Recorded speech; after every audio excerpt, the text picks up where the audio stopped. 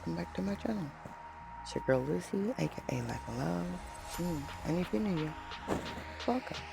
And if you've been with me ever since I started this journey, welcome back. Today is going to be one of a few in the series, and we're going to focus on everything beginner.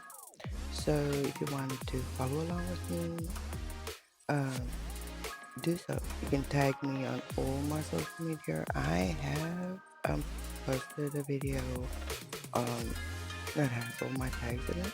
So feel free to use it. Ado, I'll see you on the side. We're using a pre-bold tip. This we're going in with black. It's not a opaque black, but we're gonna cover all of that. I'm using my liner brush in this case, and I'm just practicing lines, be it curved or straight. To me, at this point, it didn't matter. I wanted to see if I could create something. I overfiled this because I created the form, well, this shape, this tip shape on a form. And when it came down to filing it down and perfecting it, as you can see, I'm trying to fill that little pocket that was left with the black because it just seemed logical. I could have gone over with rubber base, top coat or base coat, and it would have folded perfectly. But to be honest, I was just done with it. And this was done during the live, so there was no time. I didn't load my brush properly in this case, but this is the problem when you're using normal gel polish.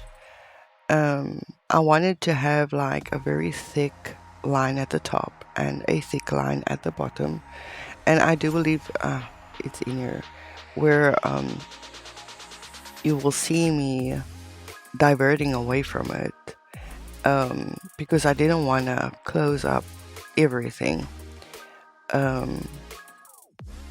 Yeah, I didn't want to close it up because the glitters that's in here, I wanted them still to peek through and, still look nice. Those that know me, that's been with me for a while, know that I do love sparkly things, and I do love color. I do love it a lot.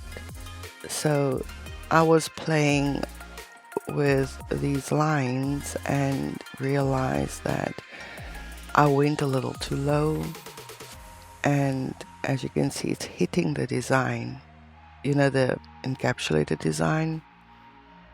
So I went like, let's just go with it, because what would be the point of stopping now? I can still make it work for myself. And then I felt like there was too much of a gap, it was too, the gap was too big. So I felt like maybe I should make another line there. And I was playing around with it in my head. I wanted to fix the part at the top, and I went like, now I'm gonna leave it as is. And in my head, it looked like the tarantula spider, their legs, in a sense, right? But that's just my take on it. You can tell me what you see or what I could have done better. That is all fine, because there's no amount of criticism, as long as it's constructive and it's coming from a very good place. So as you can see, that the color is peeking through, and that is due to the gel not being so opaque. But it's okay, because I felt good about that, and I wanted to leave it as is. So I was still playing with it in my head, like as to I wanted to add pigment or whatnot, and I didn't. I cured that for a good 60 seconds, and yeah, and I was still playing with the idea as to what next. So I decided to go in with this red and gold foil flakes, And they are from the Born Pretty store. They are old, but they are still pretty. Yes, I know the camera is not doing it justice. So I decided to go in with that, and throughout this video you will see me just using my fingers.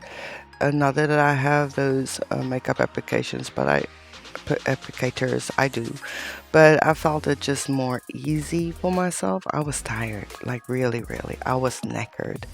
um but as y'all can see, I'm just dabbing it in place, just to have it be there, and enough so that it will wrap around each curve. Because when you use gel polish, be it, you know, normal gel polish, brush on, um, or even the color ones, they will be lifted, right?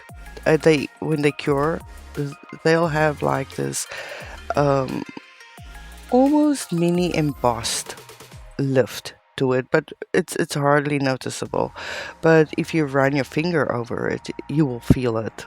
Um, and seeing this came out of the lamp, it literally came out of the lamp. Um, it was still warm, and what I've learned is that everything, be it pigment or otherwise, it all just adhere to it perfectly.